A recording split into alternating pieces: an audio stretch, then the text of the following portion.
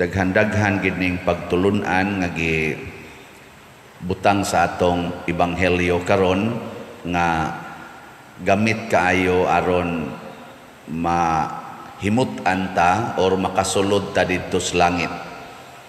Pero ang pinakauna gyud nga gisulti nga kinahanglan ang atong pagkamatarong or ang atong pagtuman sa balaod sa Ginoo labaw kaysa pagtuman sa balaod sa mga Pariseo. Kaning mga Pariseo, mga igsoon, gatuon ginig maayos balaod sa Ginoo. Gagmay pa na silang bata, ilagi ng paningkamutan nga magsugod na silang memorize sa Bible. Niya, ang tanan nilang gipractice sama ng pagpuasa, fasting, prayer, buntag, udto, hapon, gabi, kana mao ginay gituman nilag maayo. Magpuasa gid sila 10 minos kausa matag semana. Kita wa naman tay puasa-puasa. Kaduha ra mas usa ka tuig. Nya memorizeon gid na nila kada adlaw na agid sila idugang nga memorizeon nila nga verse sa Bible hangtod ma-memorize gid nila ang tanan kun mahimo. Bisag wa pa na sila mag-eskwela, gisige na nag-memorize muna ilang ipapilit silang agtang ang gusto nilang memorizeon, ibutang sa ilang bukton, ibutang diha na mga ganghaan sa ilang kwarto kay haron yun anang adlaw ma-memorize gid na. Kamo nagbutang mo ana. Hapit na lang mga matay, wa gyud ka memorize bisag duha na lang unta ka bersikulos Bible, wa gyud. Aw na ang gusto ni Kristo nga kining maong religiosity, kining maong pagtuo atong palabuan. Nya di kuno ta mulabaw ana, di ta kasud sa langit pasabot kining tanang gibuhat sa mga Pariseo nga purting ilngiga. Dili ni assurance nga makasud sila langit. Na problema diha. Labaw na tingali ning atong gibuhat nga igo ratang musimba dinhi, lingkod nga late pag yun iniglibot sa sibot wa pag-iihog nya iniguli ngadto wa say gida nga mensahe unsay nadunggan dinhi nga pagbasa unsa say nadunggan nga giwali di gyudadon ngadto anhara kutob dias pultahan igabot sa pultahan linibakay na samtang maglakaw ngadto nya kasud ka tag langit ani. Gusto mong musod og langit? Palaboy gito. Memorize na ninyong Bible. O dili man ma-memorize ang Old Testament. Ang sana, kung ang ma-memorize sa mga Pariseo ang Old Testament, memorize sa hasta ang New Testament. Nya kung magpuasa sila og mga sana, kausas-usak simana, himo ang katulos usak simana, puasa. Dili na mo'y gusto sa Ginoo. Ang gusto sa Ginoo nga ang iyang pulong, bisag usa lang niya kapulong nga motuhop sa imong atong kasing-kasing niya atong praktison kana dako na kaina og merito. Sama pananglit sa iyang giingon diri, giingon nga ayaw pagpatay. Pero karon sultihan ko kamo, ayaw mo kasuko sa inyong isig katawo. Kaya na may mga batid kay Bible, siging memorize, may kaayog mga doktrina, mo nagasigi na naroon silang away-away, maksigig lalis. Pero atong day kausa gitawagan ko, may pakig-introduction. Pader, Mr. Obod. Mr. Obod, ikaw ba si Mr. Obod? Nako, ako Mr. Obod. Ingin siya, kakita manggug ko sa imong mga wali, pare man kanon ako pare akin ni Mr. Obod pare day ka kita ko sa imong wali unya gusto ta ko makigambitay nimo bahin sa Biblia nako ambit yatong katagag verse nya siya unsa may imong pamalandong ani dinhi share ko siya mura bayag dili mao ana nako ingon ka ambitay ta unya nganong imo man kong koreksyonan ay lang kong koreksyon beyon sa man sa imo aning pagsabot hatag sad siya dili ba dili to maong imo nako ano Unsa mo noon ka na? Hunongon tadi ay. Di na lang ko ani maglalis ta ani. Sige siya pugyaw-yaw. Dili. Kuan mo ni ang atong panag-ambitay. Mura gusto ko niyang kumbinsiron ba. Wa na bitaw ko magtingog. Ingon siya, naa pa ka diha? Wa na jud ko magtingog. Siya, wa naman tingali ni Mr. Obod nako. Iyan ang giok nako. Ay sad noon. Kapoy ba nimo? Kana bang may kay kang memorize anang Bible pero imong gihimo aron makiglalis aron ka mo hatag og kana ganing mura kunuhay kag ikaw mo ihawod.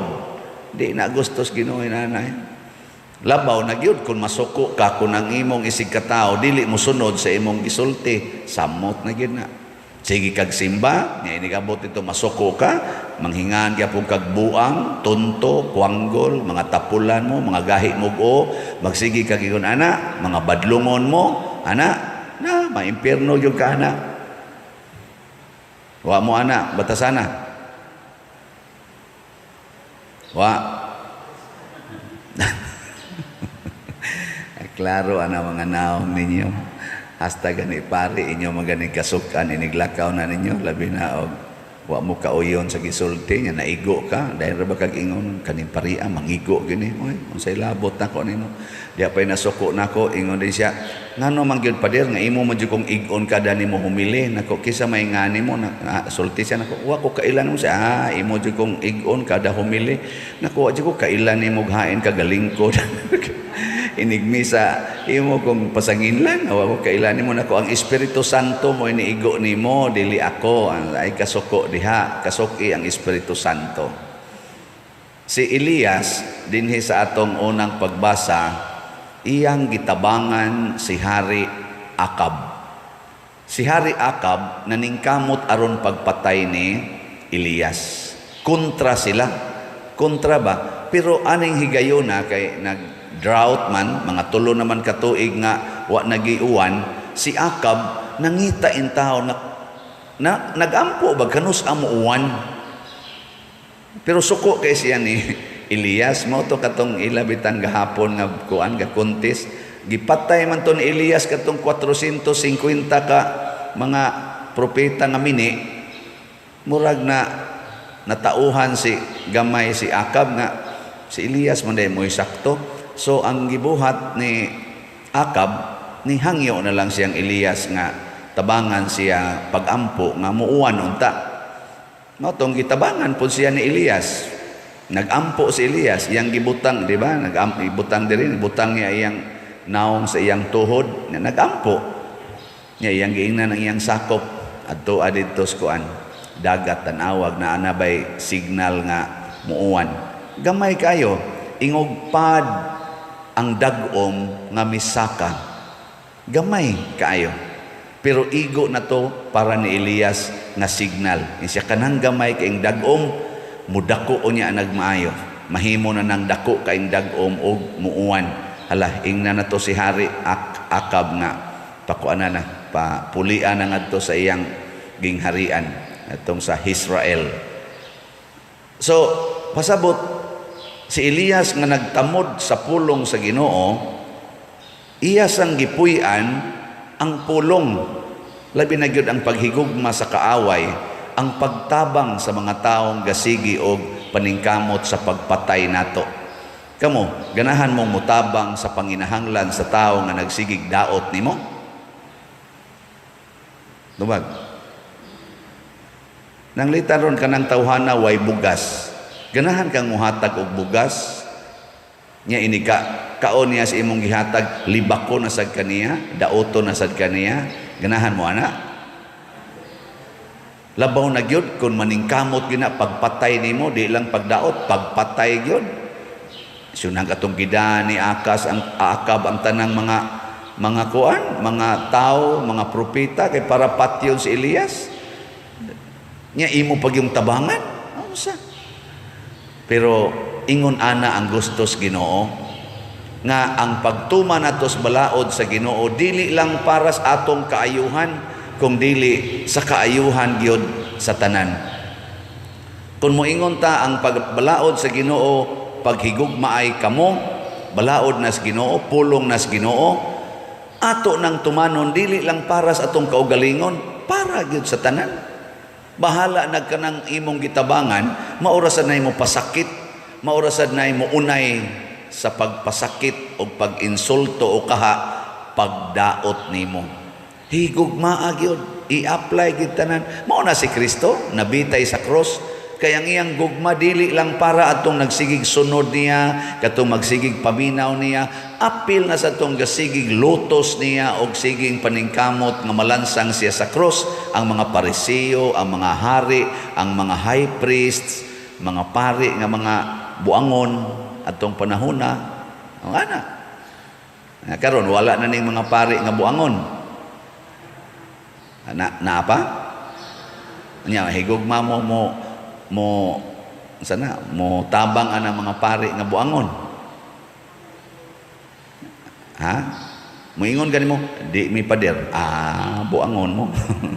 Wa mo mag-practice sa pulong sa Ginoo. Na tabang yapon mo palit og slot bisag mahibaw mo murag buangon ning gawali. Di ba? Anya sa may tan-aw ninyo ani rong gamisa, buangon o buotan? Di ra ba maningo gay. Oy, bisan tinuod may pagkabuangon pero may pagkabuotan mo yan. Gahapon dihay ni tuan ni hato diri palit og slot.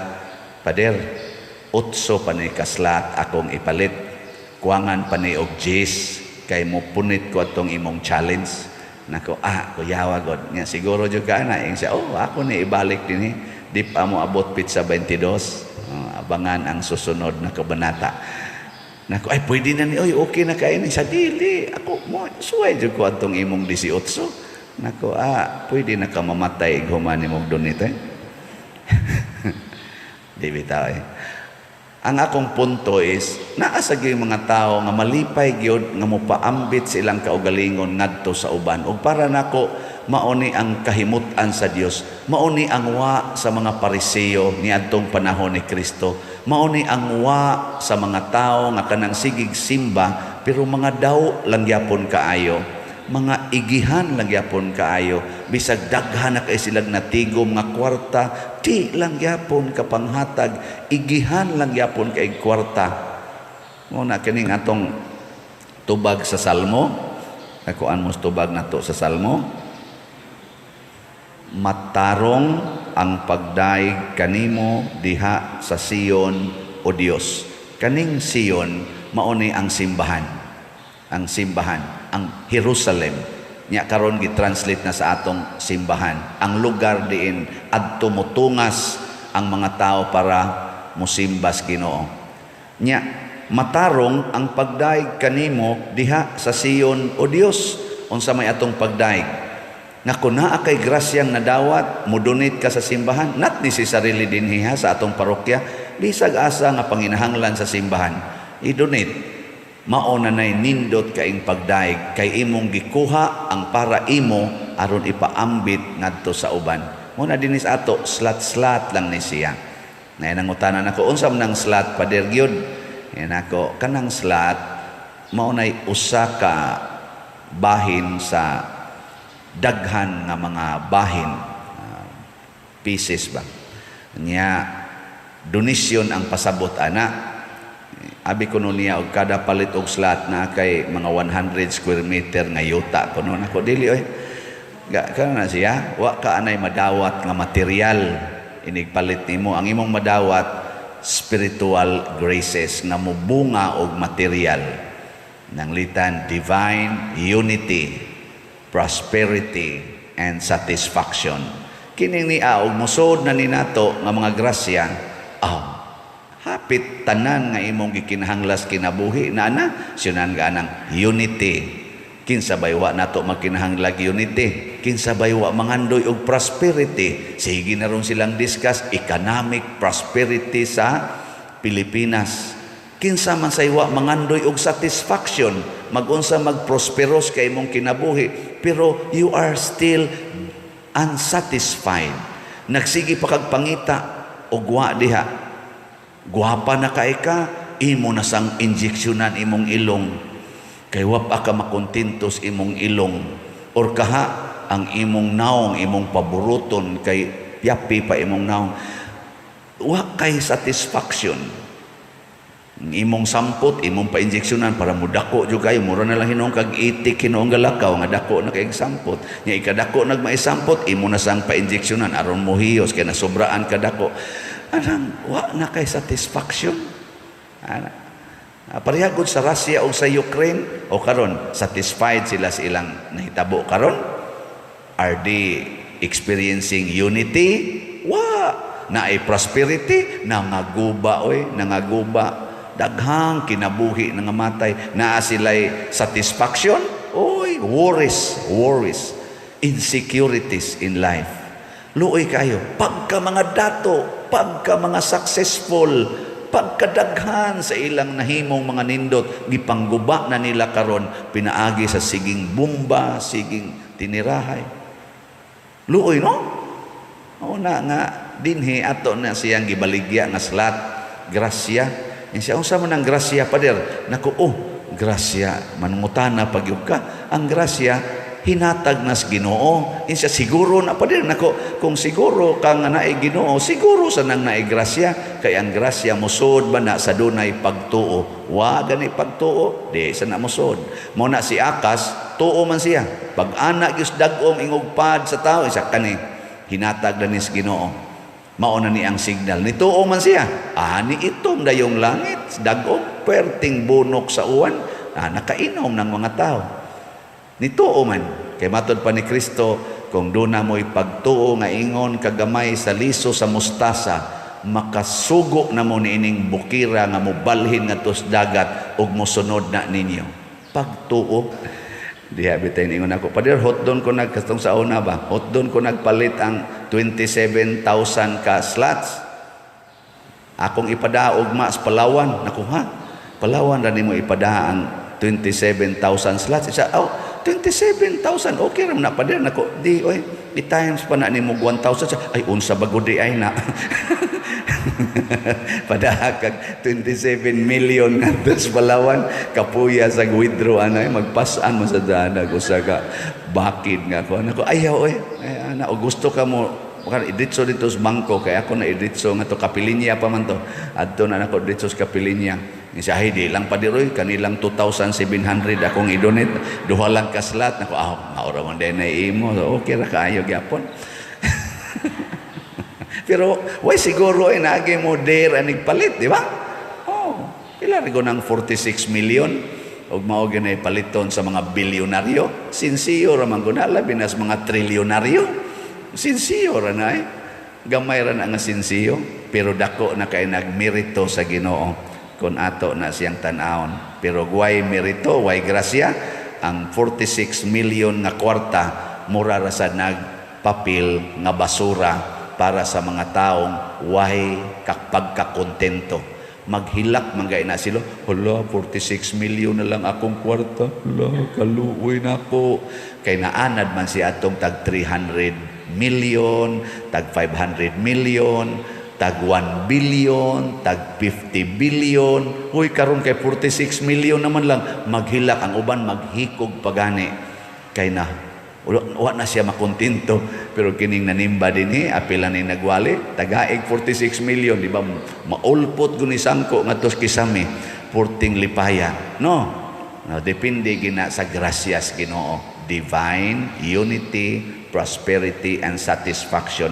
Usa lang kaslat, wala ka nang hahanapin pa. Sige, nindog na ta.